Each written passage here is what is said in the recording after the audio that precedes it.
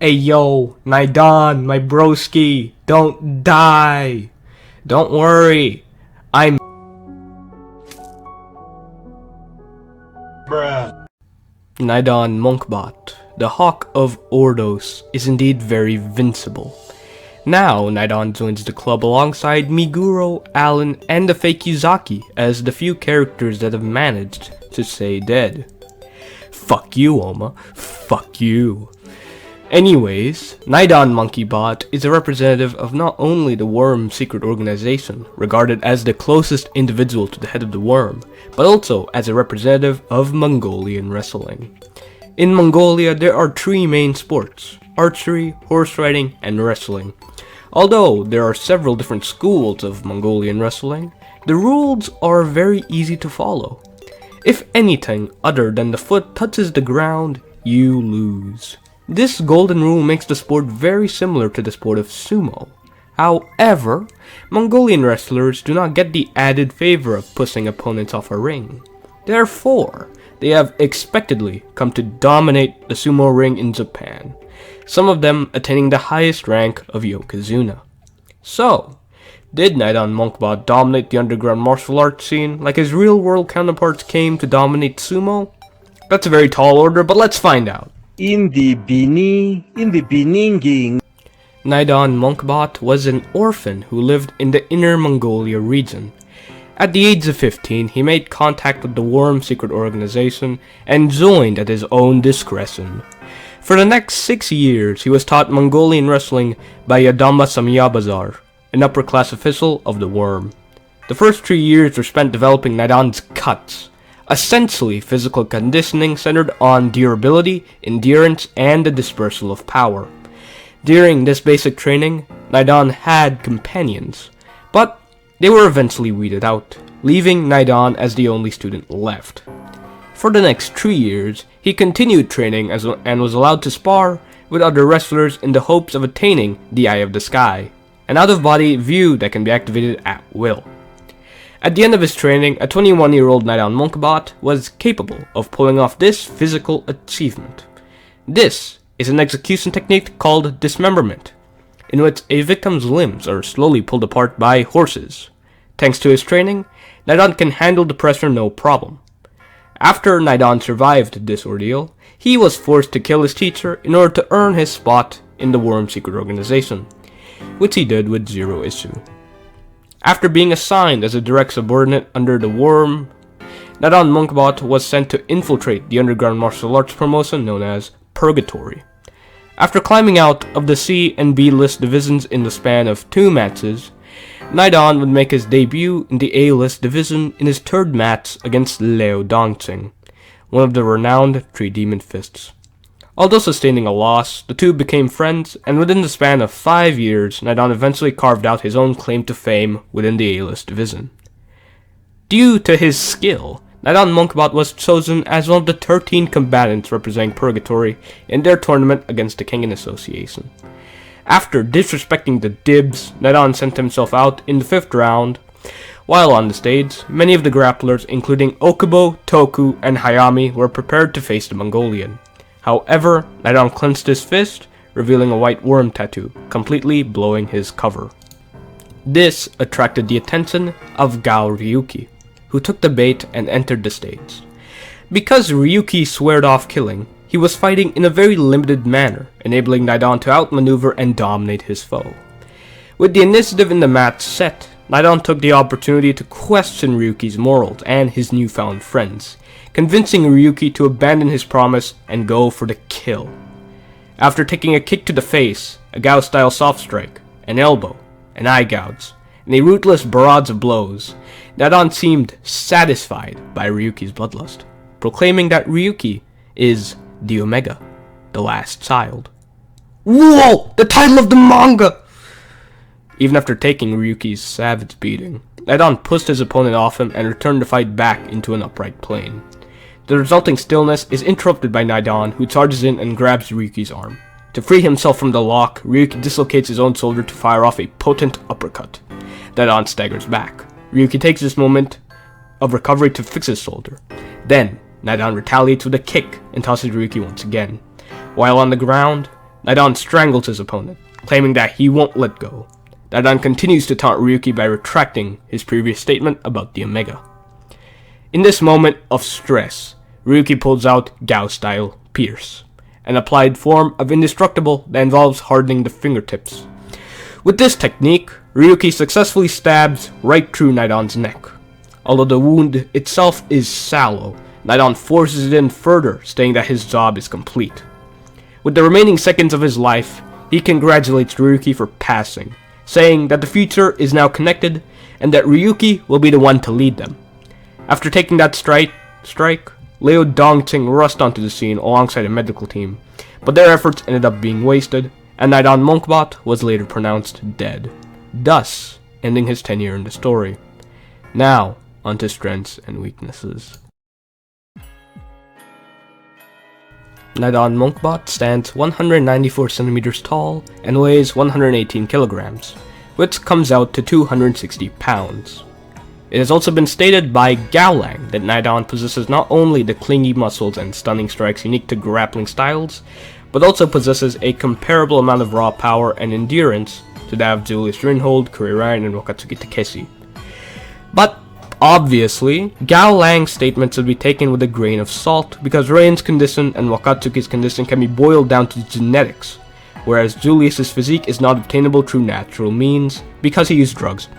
Instead, Naidan is more comparable to the likes of Sekaba Hashi and Yorozuka Sapang because they acquired their level of durability and power through intense conditioning. The closest parallel you can make is probably towards Sekaba Hashi and Tokuno Tokomichi. Tokuno because they're both sturdy grapplers with stunning strikes. Speaking of grappling, Naidan Mönkhbat is a Mongolian wrestler. You know that by now. However, in a separate video I made, I incorrectly attributed Naidan's grappling skill to ground expertise, comparing it to the likes of Cosmo's Jiu-Jitsu. This attribution is very wrong because this is not how Mongolian wrestling operates. If anything besides your feet are on the ground, you lose. So, my apologies for my grave error that nobody seemed to mention. Instead of my earlier kerfuffle, Naidan is most comparable to Arashiyama Jiroda, because the fantasy judo that Jiroda is peddling isn't very welcoming of submissions, unlike the real-world counterpart. Instead, it revolves around nothing but throws, which can only be utilized in an upright environment. What is Naidan? He most directly specializes in throws used while standing on his own 2 feet. Hopefully that gives you some insight into not only the sheer diversity of grappling, but also into the nature of Naidan's grappling in particular. This is a phenomenon that happens in Minecraft and also in a sumo manga called Hinomaru Zumo. You should give it a read. Anyways, the Eye of the Sky is an out-of-body experience that when applied to combat gives the user a means to observe, predict, and counter opponents. Although it has received lots of downplay due to a statement from the wife-beater himself, stating that someone of high speed and unpredictability can surpass it. This statement should also be treated with some salt as well. During the portion of the match where Naidan was utilizing his Eye of the Sky, Ryuki wasn't being very faithful with the Gao style, instead relying on his raw speed. The only moment where Ryuki overcame the Eye of the Sky was because he began moving in an unpredictable manner. This is my main complaint with Long Dong's statement. However, Donar's statement about unpredictability does make a lot more sense and falls in line with my reasoning. This is something that cannot be explained away with a simple definition, so please listen. Naidan's soft power prevents his opponents from launching a full-powered strike. He is able to do this by grabbing the waist of his opponent and tipping them off balance. The use of this technique in this manner disrupts the full rotational power of a punch. Although this may not be limited to just punches, but may also disrupt other strikes as well. This is why it is considered fundamentally different from both the Nikko style and Toei's Walmart equivalents. These two styles redirect power away from a point and towards their enemy, whereas Naidan's soft power prevents it from flowing entirely. Hopefully that clears up some stuff. Now, onto weaknesses. Opponents whose strategy relies on unpredictability and surprise have the potential to surpass the Eye of the Sky, enabling them to strike right through Naidan's blind spots. This is most relevant when talking about Gao Ryuki. The Gao style is a martial art adopted by cowards, and centers around surprise attacks. When talking about their mats, speed did very little to help Ryuki, and instead, the thing that enabled him to overcome the Eye of the Sky was his unpredictable movements. But considering Naidan's sheer durability, this shouldn't be an issue if we do not talk about the next weakness. Invasive techniques, or what I will now coin as internal strikes, are blows that can penetrate right through an opponent's exterior to directly damage the vitals. These techniques include Gao-style Pierce and Gao-style Soft Strikes. Other things that should be included are Mikazuchi's Sunfire and Fajin, Liu Dongqing's Fajin, Muteba's entire arsenal, curry techniques used by Curry Rain, Kaiwan style combinations, acupuncture, and so on. If I forgot some, please be sure to leave them in the comments.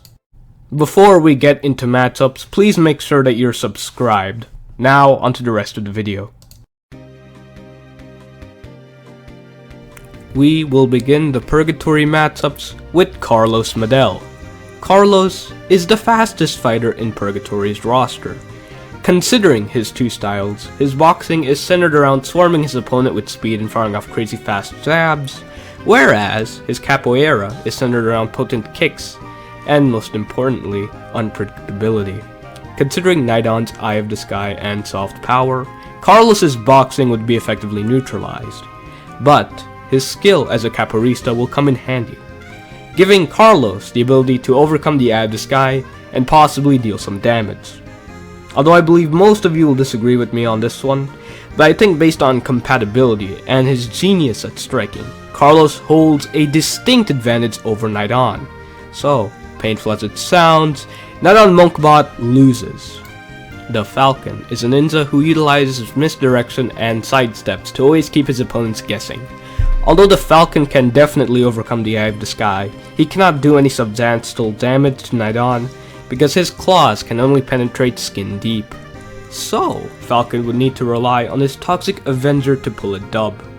The only issue with that being is that he has to stick with his opponent long enough for the poison to take effect, thereby making him far more predictable and vulnerable than before. So, while trying to administer his poison, Naidan would easily capitalize on Falcon's weakness and end the match in a throw. Naidan Mönkhbat wins. Toei Mudo is a muscular beast that not only towers over Naidan, but also weighs 214 kilograms, which is nearly 500 pounds. Although Naidan's soft power may still be in effect, Toei's incomplete blows are still capable of damaging Naidan. Therefore, Naidan Mönkhbat loses. Yumi Gahama is a monkey who utilizes his incredible height to strike his opponents from a safe distance. However, it should be noted that Yumi Gahama doesn't have good short-range coverage, is phenomenally weak to soft power, and has hardly any grappling experience to speak of. So, Naidan should take care of business with his grappling and soft power.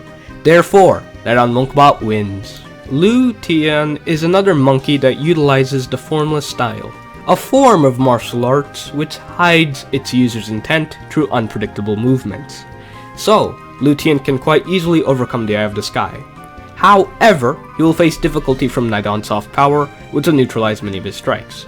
Nevertheless, based on the compatibility illustrated in this match, Naidan Mönkhbat loses.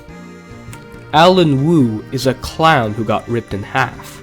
Although he is a part of the Wu clan and has inherited their unique physical condition, Naidan also holds a phenomenal amount of power. Since Alan Wu is predominantly a berserker who didn't use any Wu clan techniques, Naidan can easily predict Alan's movements with the Eye of the Sky, disrupt the flow of his power, and then throw him repeatedly until he surrenders. Naidan Mönkhbat wins. The outcome present here is different in my video dedicated to Jiroda. I've elected to change the outcome of this matchup because of my attribution error I mentioned before. Jiroda exhibits the best soft power in the series with his redirection ability. Simply by using his fingers, Jiroda can disrupt his opponent's balance as if he is grabbing them, making his throws as effortless as swinging a blade. His throws are so fast that people with the fist eye cannot make sense of it. Compared to Naidan, Jiroda fulfills the same role better than he does. Not only are his throws more effective, but he also has better ground game compared to Naidan, who has zero experience with it. Also, as an added bonus, Naidan's soft power would be worthless against an opponent who doesn't utilize blows. So, Jiroda simply outclasses Naidan. Naidan Mönkhbat loses. Nicholas Leybanner is a nimble striker who boasts the fastest reaction speed in Purgatory and a dangerous paralysis ability. However, with his speed alone, Nicholas is incapable of surpassing the Eye of the Sky. Thus, Naidan will predict Nicholas's movements, disrupt the flow of his power, and throw him repeatedly until he surrenders. Naidan Mönkhbat wins. Time for the Kengen matches. Considering Naidan's attributes, he will be primarily facing opponents who made it to the second and third rounds of the Annihilation Tournament. But first, a few honorable mentions. Okubo is an MMA fighter who utilizes a combination of blows, throws, locks, and holds to not only surpass his opponent's expectations, but to be incompatible against their style. Therefore, Okubo can easily surpass the Eye of the Sky and can surpass Naidan's soft power by utilizing his grappling skills. Although you might be surprised by this outcome, it's simply based on compatibility and Naidan's inexperience with ground grappling. Therefore, Naidan Mönkhbat loses. Inaba Ryu is an assassin who likes playing with his hair as if they were chains. Remember how Naidan successfully pulled 4 horses to the ground? That shit is about to happen to Inaba. Inaba's screwed. Kyozan Takeru is an athlete who now dedicates himself to the sport of sumo.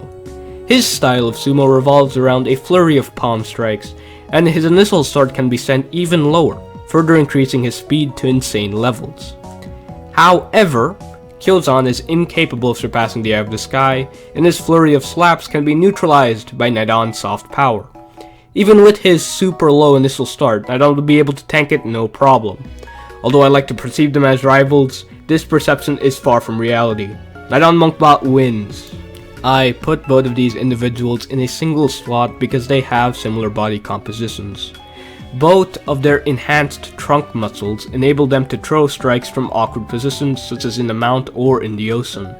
Therefore, these two gentlemen possess the ability to ignore Naidan's soft power, giving them an unusual advantage. However, Naidan still possesses far greater durability than both of these chumps and will throw them repeatedly until they pass out. Although given a unique circumstance, they're both not skilled enough to exploit it. Naidan Mönkhbat wins. Hanafusa Hajime is a complete cheater who utilizes lethal gas and weapons made from his own bones to best his opponents. Because his body is a cesspool of different gadgets and chemicals, I have elected to the following. Hanafusa Hajime has the potential to defeat just about anybody. So, everybody, including both Ajito and Kuroki, will be forced to take an L from this man. Naidan Mönkhbat loses. Now to the real Kengen matchups. Aimea Cosmo is the greatest grappler in the Kengen Association. His ground game is the best in the series, his zone technique enables him to get the drop on most fighters, and his talent is now enhanced by foresight. In essence, Cosmo is very similar to Naidan. However, Naidan's domain is predominantly in the upright plane, whereas Cosmo's domain is on the ground. So with these guiding principles, Cosmo most likely gets smoked. His improved striking can be dealt with easily by Naidan's soft power, his speed can be neutralized by the Eye of the Sky, and regular takedown attempts, I imagine, will not be very effective against a seasoned Mongolian wrestler. Therefore, Cosmo's only chance is to use the zone. Cosmo can most likely pull it off by transitioning into a submission hold the moment Naidan is about to throw him, or maybe even in midair. With this opportunity, he can either begin to choke Naidan out, or even force him to the ground where Cosmo would have the advantage. So in this matchup, even if Naidan reigns supreme for the most part, Cosmo can still procure a dub.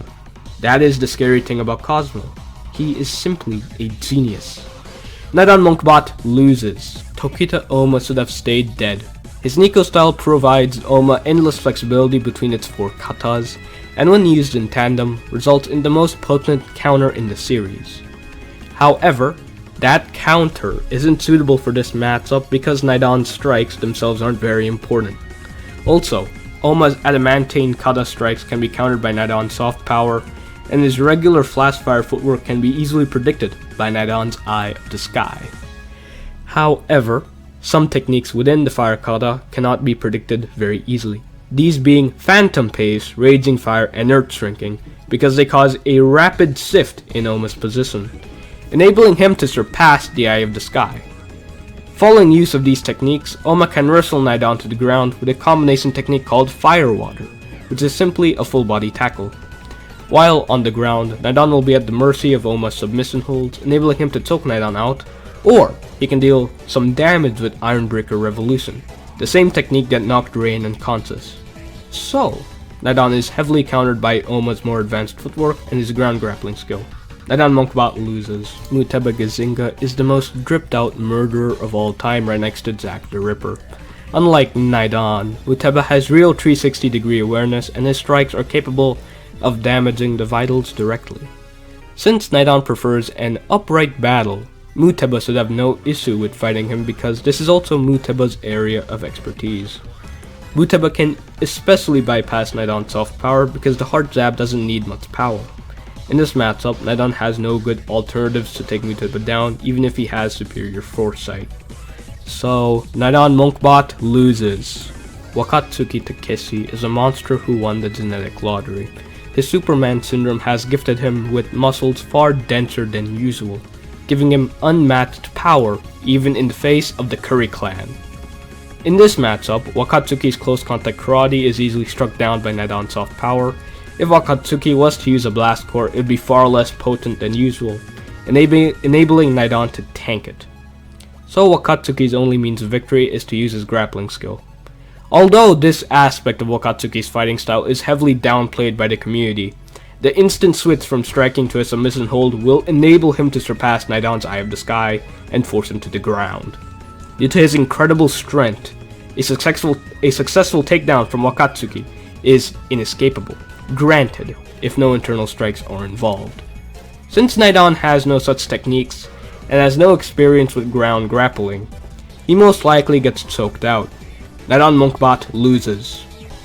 Mikazuchi Rei is the fastest man in Kengen Ashura. If his lightning flash isn't enough to seal the deal, Mikazuchi can take a slower approach by utilizing Sunfire, making his blows more internal in nature. In this matchup, Mikazuchi is incapable of surpassing the Eye of the Sky, incapable of defeating Naidan with lightning flash, and his Sunfire can be countered by Naidan's soft power. Therefore, Mikazuchi gets absolutely rolled because nothing in the Ration style will be effective. Naidan Mönkhbat wins. Kuroki Gensei is a man who defeated the fifth Fang of Mitsudo. As a practitioner of the Kaiwan style, Kuroki is incredibly resilient, his strikes can disrupt the function of organs, and the Devil Lens can pierce through just about anything. Also, a person of his skill not only has very refined foresight, but has access to pre-initiative. In this matchup, Kuroki can overcome the Eye of the Sky by outwitting Naidan with his pre-initiative. Although Naidan's soft power would disrupt many of the combinations present within the Kaiwan style, the Devil Lance requires a very small motion and can most likely tear through Naidan's body like butter. Therefore, Naidan simply doesn't have the right skills to take on Kuroki. Naidan Mönkhbat loses. Hatsumi is the laziest fighter to ever exist. The floating cloud can evade just about anything by shifting his knee slightly. Hatsumi typically defeats his opponents by grabbing his opponent's wrists and then delivering the triple strike combination or tossing them. However, if this strategy does not work, Hatsumi can also end the match with his star drop. In this matchup, the Eye of the Sky will not exactly make much of a difference because Hatsumi doesn't really vibe with conventional thinking. Naidan's soft power will also be useless because Hatsumi doesn't throw too many strikes, only doing so when his opponent cannot move. So, Hatsumi will not face a real issue in grabbing Naidan's wrist and throwing the triple strike combination. Since Naidan doesn't have a super close range blow like the Dragon Shot, or any experience in finger locks in general, Naidan is at Hatsumi's mercy. Naidan Mönkhbat loses. Kano Ajito is the deposed king of the Kengen matches. As a practitioner of the formless style, Ajito can hide his own intent through unpredictable movements. Although, if he wanted to increase his reaction speed, he could seal off the formless and rely on his martial arts alone, which enables Ajito to utilize pre-initiative and the Dragon Shot, Ajito's most powerful technique. In this matchup, Ajito can surpass the Eye of the Sky with the formless style and can outwit it with his martial arts. Although Naidan's soft power would disrupt most of Ajito's strikes, The Dragon Shot is a blow that can be launched in super close quarters and doesn't require a very large motion. Therefore, Ajito has all the right counters for Naidan. Naidan Mönkhbat loses. Akoya is a firm believer in his own brand of justice. As a defense specialist, Akoya's style is far more conservative and involves blocking incoming blows with his left arm and striking with a wide range of hammer fists from his baton arm. However, when he goes crazy, Akoya will resort to gruesome techniques such as biting. In this state, Akoya abandons his conservative style and will use the stance of suppression, utilizing all of his might to diminish his victim's resistance. It should be noted that Akoya's top reaction speed is 74 milliseconds, further harmonizing his brutality. In this matchup, since Naidan is an upright grappler, Akoya's defensive strategy would prove fruitless because Naidan isn't much for striking. Akoya's hammer fists would have their power reduced by Naidan's soft power, and Akoya would get thrown repeatedly. Akoya's only chance to really surpass the Eye of the Sky is to go nuts and shift his conservative strategy into biting. Although this attack would surpass the Eye of the Sky, how many bites do you think it takes to get into the center of a Naidan? Probably a lot. Even after switching into the stance of suppression, many of his blows would be reduced by Naidan's soft power. Therefore, Akoya's pursuit of justice is halted by Naidan's particular set of skills. Naidan Mönkhbat wins. Curry Rain is a man who ripped a clown in half. The base power of the Curry clan far surpasses regular humans, and they can amplify it further by utilizing the removal, a technique that unleashes their latent power.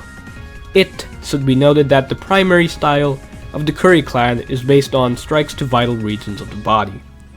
In this matchup, Curry Rain is incapable of surpassing the Eye of the Sky, and his soft power would most likely reduce the power of his Curry techniques. So, Curry Rain gets tossed repeatedly. This conclusion is definitely gonna piss everybody off. Granted, we have hardly seen what Rain is capable of, and how he really fares against Foresight remains to be seen. Of all the fighters he has faced at this moment, Alan Wu is really not a judge of character. Then, I force him to fight Naidan, a person who will not be downed by techniques alone, and requires a surprise strategy to really be taken down. Therefore, I need to see more. Naidan Mönkhbat wins.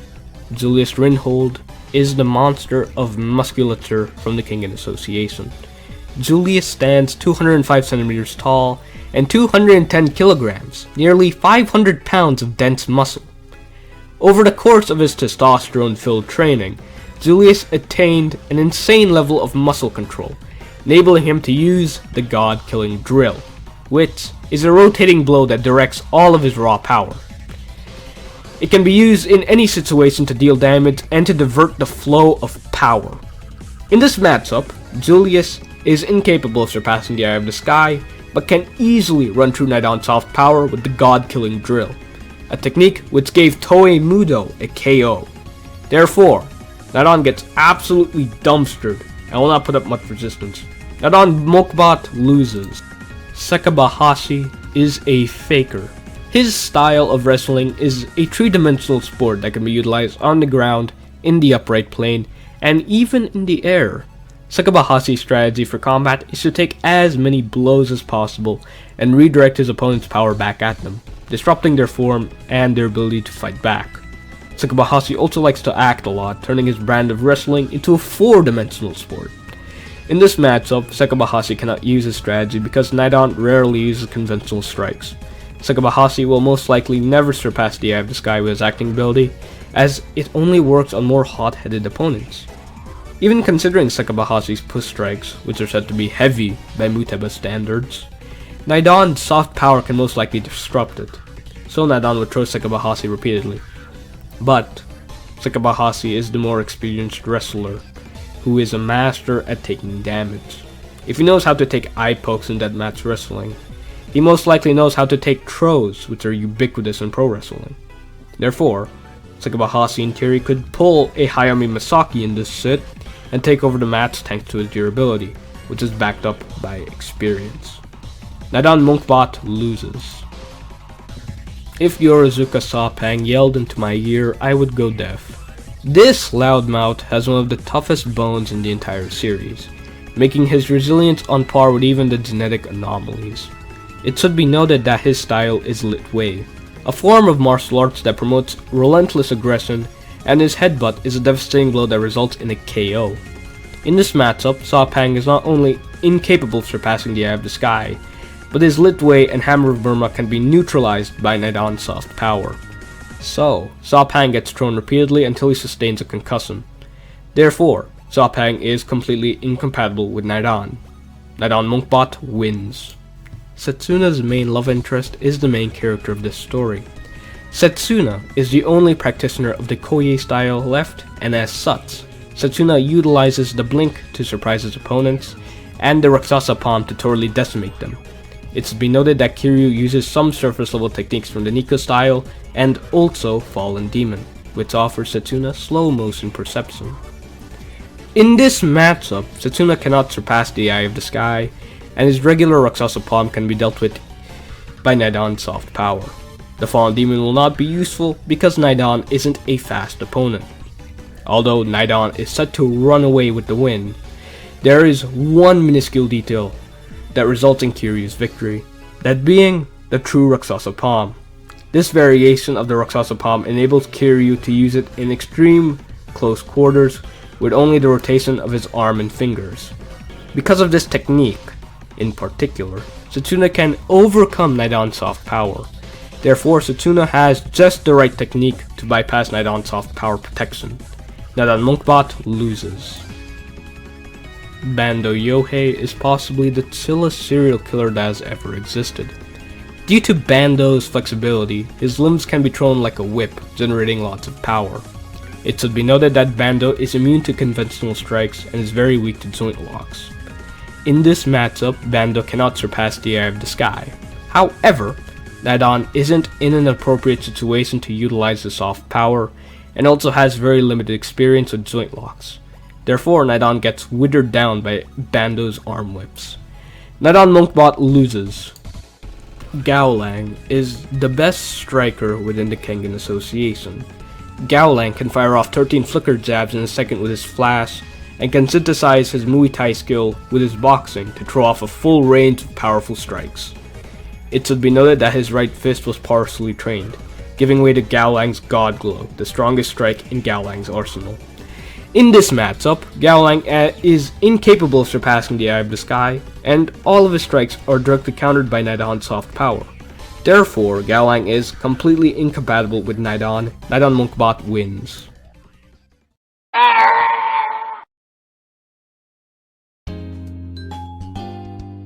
Naidan Mönkhbat was one of the most impressive combatants that Purgatory had to offer. His durability, soft power, and Eye of the Sky synergize well with his gimmick. Alongside Lu Tian, Naidan is evidence that the Worm can create some uniquely strong combatants who specialize in different things. However, there are still things that if improved would make him a better fighter. Naidan has a marked weakness against ground grappling and submission holds in general. So Naidan needs something to create distance between these troublesome fighters without sacrificing his gimmick. So, he should follow in the footsteps of his Japanese counterpart and incorporate their strikes into his arsenal. A Rikishi's palm strikes are built for pushing and will be very effective against smaller grapplers who require close quarters. And that's really about it. I see no real way for Naidan to improve further with his wrestling. So unlike Lu Tian, who had a lot missing from his arsenal, I believe Naidan is in a good place, and any other improvements you could give him would infringe on his gimmick as a Mongolian wrestler. Truly a testament to his overall training. Unlike Alan Wu, our Azure Hawk will be missed dearly. Hi, it's the cyborg whale named after Italian cheese and a dessert item. Thank you for watching. Although I promised a video about Leo Dongqing after Naidan, I don't believe that I have enough information just yet. So, in the meantime, I will be making a video about El Dorado Carlos Medel. After that, I will discuss Leo Dongqing. Stay tuned for both of these videos. Be sure that you do not miss them by subscribing to my channel and hitting the notification bell. Other than that, have a good day. Peace.